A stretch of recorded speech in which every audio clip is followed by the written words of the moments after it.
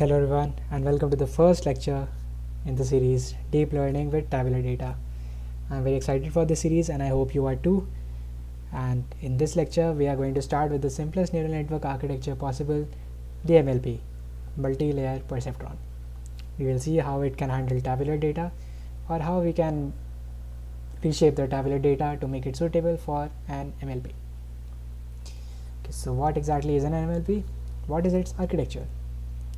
So before talking about the architecture, I would first of all like to define the term layer. A layer is basically a collection or a layer of nodes. And what is a node? A node is a computational unit of deep learning neural network architecture, and it has one or more weighted input connections, a transfer function, and output connections. So it takes value from singular or possibly multiple different nodes, then it does some computation, applies a activation function, and then it supplies its value to one or more nodes in the layer, in the subsequent layers. Okay, so what is the architecture of the typical MLP? You can break down the typical MLP into three different types of layers: the input layer, hidden layer, and then the output layer. So first let us talk about what the input layer is and what it comprises of. So simply, the input layer is the first layer of any neural network. This layer is responsible for taking inputs, which it then feeds through the entire network and then does computation on it. Then the hidden layer is basically what determines how deep or how shallow your network is. If you have a lot of hidden layers, your network is considered to be deep. If you don't have a lot of hidden layers, your network is not considered to be deep enough. And you can add or subtract the number of hidden layers and the nodes in each layer based on how complex or how simple the function that you're trying to simulate is, the function that you're trying to model is. And lastly, the last type of layer is the output layer. Now the output layer, like its name suggests, it is responsible for giving the output of the computation that was done by the neural network, and it can contain one or more nodes if your problem is as simple as predicting the next value or predicting any continuous value, a regression problem. One node is enough, and the value that it contains is the answer, is the output of your entire neural network. If you want to do any classification type of problem, if you have more than two classes, for more than two classes, the number of nodes in the output layer will be the same as the number of classes in the problem that you're trying to tackle or model. If you have two classes, you can use the binary cross entropy loss and use only one node in the output layer, the final layer. Okay, moving on. How will the MLP, or what should be the architecture of the MLP network so that it can handle tabular data? Well, it's quite simple actually. The MLP, like I said, is the simplest neural network architecture, and there are not a lot of modifications that we make to the standard or the stock architecture to make it suitable for tabular data. So if you look at any table, the number of columns that you have can be considered to be the number of features of that problem. So let's say you have a table which has 10 columns, 8 columns, however many columns. The any instance on your problem will have 10 features or 8 features or however many columns are associated with each row in your table. And then now we consider the hidden layers. How many should you add? Should you add any? Or questions like that. So basically, the number of hidden layers, it is dictated by, or it is directly proportional to the complexity of the problem, the complexity of the function you're trying to model. So if you were trying to model a very elementary function, a very simple function, let's say addition of two values or multiplication of two values, a very simple problem, you can get by, you can rest easy even if you have 0 or 1 hidden layer, it won't matter much. But if you're trying to model a very complex problem, a very complex function, then my friend, you would need a lot of hidden layers. The more complex your problem, the more hidden layers you would need. and thus the deeper your network would be. Lastly, the output layer. How many nodes should you have? Well, this is also pretty simple. Like I told you before, the number of nodes in the output layer is a function of the problem that you're trying to solve. If you're trying to solve a classification problem and you have more than 2 classes, use as many nodes in the output layer as the number of classes.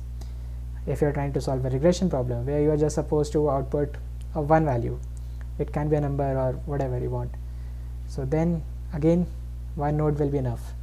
But so yeah, basically no one can tell you the number of nodes you should have in the output layer in advance. It is basically a function of whatever problem you are trying to solve.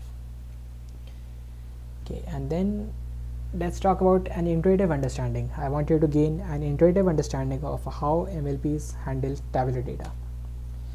So like I told you before, a table, like I told you in the previous lecture, I believe, a table can be considered to be a 2D matrix, a two-dimensional matrix, and each row of that table can be considered to be a one-dimensional matrix, a unidimensional matrix. We feed these rows sequentially, one by one, to a model to train it. And when you want to predict a new instance, you simply feed that one row to the model. It will consider the features it deems as important, otherwise they will be disregarded because their weights will be almost zero. And then the network, it will do some computations through the hidden layers or whatever layers you have. Then it will do some computations, though they will keep piling up, and finally you will reach the output layer where you will have either one value or multiple values based on the type of problem that you have. So yeah, if you have m hidden layers, you will do m computations on the values that are received as input. Okay, so now that we have gained an intuitive understanding of how MLPs function with tabular data, let us talk about the code. First, we will consider the dataset. We will talk about the dataset. We are using the PIMA Indians diabetes dataset. I'm sorry, I don't know how to pronounce this. So this dataset has 8 feature vectors, 8 columns, 8 inputs, and only one output, the class, either 0 or 1. So you can see I have listed the classes, that the feature vectors that we have here. And now let's talk about the pseudocode. So the pseudocode is pretty simple. You would just load the necessary libraries first of all, and then you would load the data set and then separate it into the feature and target vectors, matrices, datasets. Then you would start to define the neural network architecture.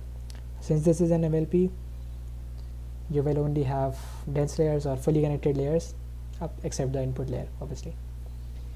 So then you compile this model and then fit it on the data that you have available, and lastly you evaluate it to find out its performance, whether it did well or not. Okay, so now I will show you its code. So here I have written the code. As you can see, I am loading the libraries, loading the data set, separating it into the feature and the target vectors, variables, input output variables. Then I am defining the network. I am adding the layers one by one, sequential. Then I'm compiling it. I'm using binary cross entropy as the loss because there are only 2 classes, and I want to separate these instances into either of these 2 classes. Then I'm fitting the dataset, and lastly I'm evaluating the dataset to find out how well it did or how poorly it did. Okay, so after I run this, as you can see, there are some dataset loading logs, numpy logs, and then the training will start. As you can see, the training has started. I have set the number of iterations to be 150. You would probably want more epochs if your data is less, or basically if your model is complex. So yeah, I mean generally the number of epochs should be higher, and you can set ask the network to quit training if the loss has stagnated or it is not moving any further down or whatever basically. But yeah, the number of epochs should be as high as possible. Basically, let's say this model would have gotten the correct results after 100 iterations, after 100 epochs, but you only set the number of epochs as 10. So even though your model could have learned the data It did not, because you skimmed out and only said 10% of the epochs that you were supposed to. In the ideal case, you would have. Okay, so just let's wait for the model training to finish, and then we will see the results. And then you will see how MLPs are even able to handle tabular data, which they were not designed to do in the first place.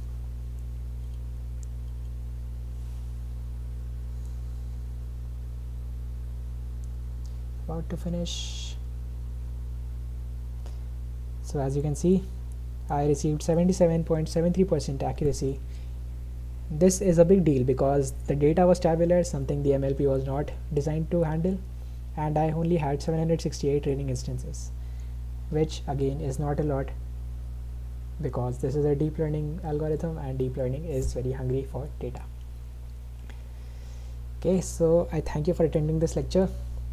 If you liked this video, please do share and comment your doubts if you have any, so I will resolve them quickly, and then you can move on to bigger things and talk about bigger things.